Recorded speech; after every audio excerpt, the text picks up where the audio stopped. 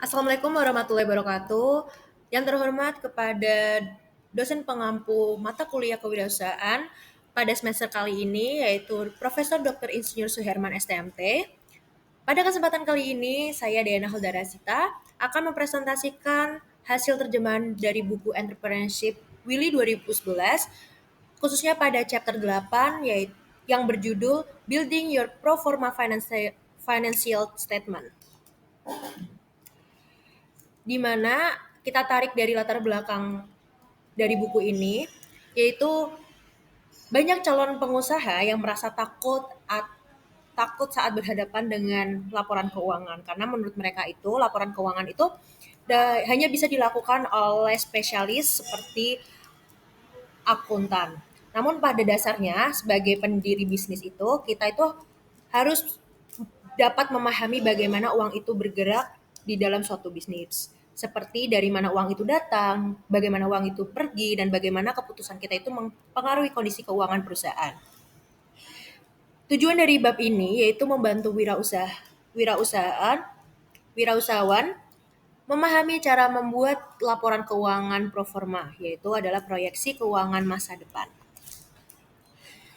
Di sini itu ada pentingnya pemahaman keuangan, di mana pemahaman keuangan itu adalah suatu bentuk kendali terhadap bisnis kita sendiri, di mana banyak usaha itu gagal bukan karena produknya itu dapat dikatakan kurang baik, tapi karena pemiliknya itu tidak tahu cara mengelola keuangannya. Dengan memahami angka atau laporan keuangan di sini, itu kita bisa tahu kapan perlu menambah modal, kapan kita harus mengatur pinjaman, dan kapan pengeluaran itu harus ditekan. Jadi intinya itu mengerti keuangan atau mengerti uang itu berarti bisa membuat bisnis itu bertahan.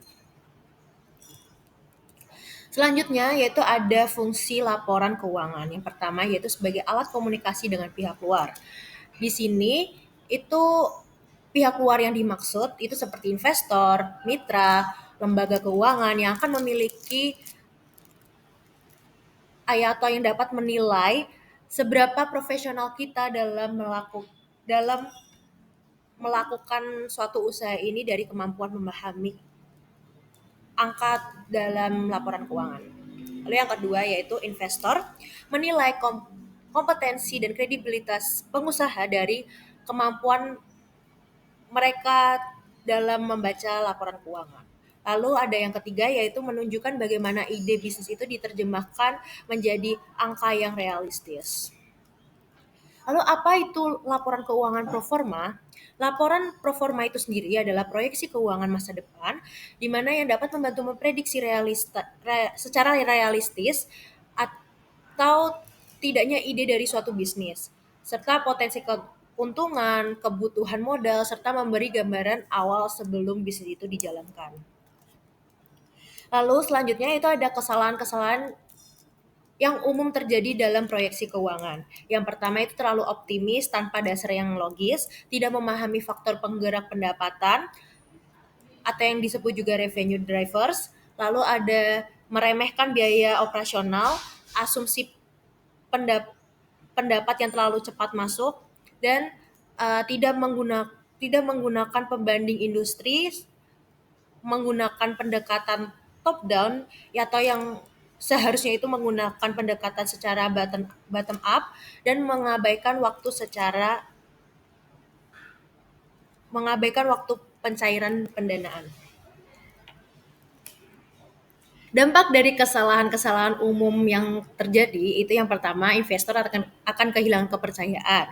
Lalu yang kedua itu proyeksi tanpa tidak realistis dan bisnis itu berisiko untuk kekurangan modal.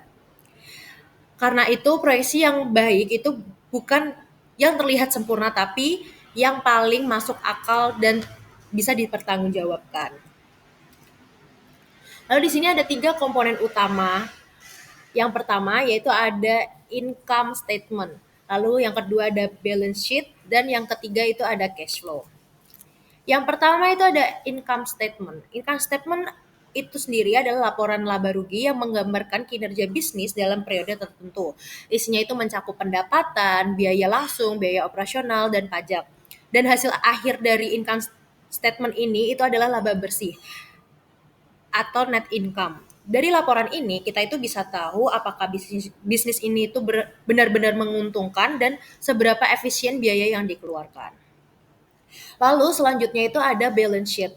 Balance sheet itu sendiri adalah neraca yang menunjukkan posisi keuangan dari bisnis pada satu waktu tertentu, di mana prinsip dasarnya itu adalah aset sama dengan kewajiban plus ekuitas pemilik, di mana aset itu sendiri berisikan cash, pinjaman, inventory, dan peralatan. Lalu kewajiban itu berisikan tentang pinjaman, pajak yang belum dibayar. Lalu ekuitas itu adalah modal dan laba yang ditahan.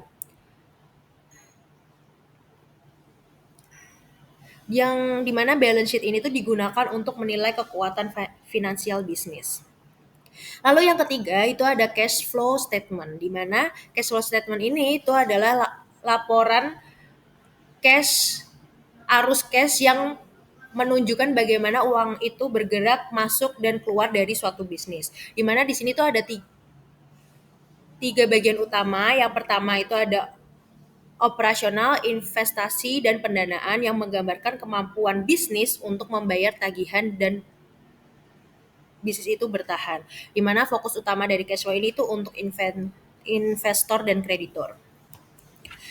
Lalu keterkaitan dari tiga laporan tersebut, di mana ketiga laporan ini itu tidak berdiri sendiri tapi saling berkaitan. Di mana laba bersih itu dari laporan income statement itu akan masuk ke bagian ekuitas di neraca atau balance sheet.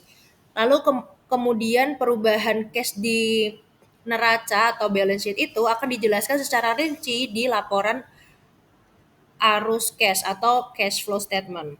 Di mana dengan memahami keterkaitan ini kita itu bisa melihat gambaran besar bagaimana keputusan operasional itu berdampak pada kondisi finansial. Lalu ada pentingnya narasi keuangan, di mana selain dalam bentuk angka, investor itu juga membutuhkan penjelasan dalam bentuk cerita atau narasi, di mana narasi ini itu menjelaskan secara logika di balik angka-angka di laporan keuangan.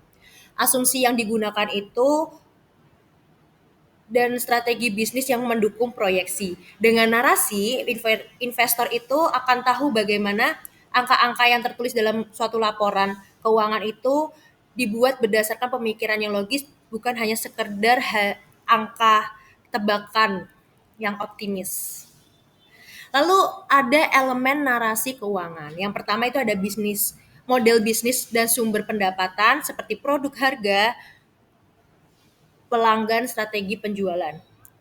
Lalu kemudian ada faktor biaya utama, yaitu ada biaya tetap, biaya variabel, dan strategi efisiensi. Lalu ada arus kas atau cash flow dan titik impas atau biasa disebut dengan balik modal. Kapan pendapatan itu akan diterima, berapa lama modal itu akan bertahan. Lalu ada aset dan kewajiban utama, yaitu meliputi keseimbangan antara modal sendiri dan pinjaman. Lalu selanjutnya ada fungsi strategis laporan pro forma, di mana sebagai alat perencanaan keuangan itu fungsi strategis dari laporan pro forma itu sendiri itu yang pertama memetakan pertumbuhan bisnis, menentukan waktu balik modal, dan menilai kelayakan ide bisnis. Di mana setelah bisnis itu berjalan, laporan ini tuh juga digunakan untuk mengevaluasi kinerja aktual dibandingkan dengan rencana awal. Lalu kesimpulan dari chapter 8 buku entrepreneurship ini, yang pertama yaitu ada laporan performa adalah suatu peta jalan keuangan suatu bisnis. Lalu yang kedua itu menunjukkan kesiapan kredibilitas dan logika di balik suatu ide usaha. Dan yang ketiga yaitu adalah investor itu akan jauh lebih menghargai kejujuran dan rasionalitas angka daripada hanya sekedar tebakan-tebakan dan optimisme aja. Jadi di sini ada kata-kata yang dapat dikutip dari buku ini, di mana proyeksi keuangan itu bukan tentang prediksi masa depan dengan sempurna, tapi tentang pemahaman dengan logika dan perencanaan yang matang. Terima kasih, sekian presentasi saya. Apabila ada salah kata, wassalamualaikum warahmatullahi wabarakatuh.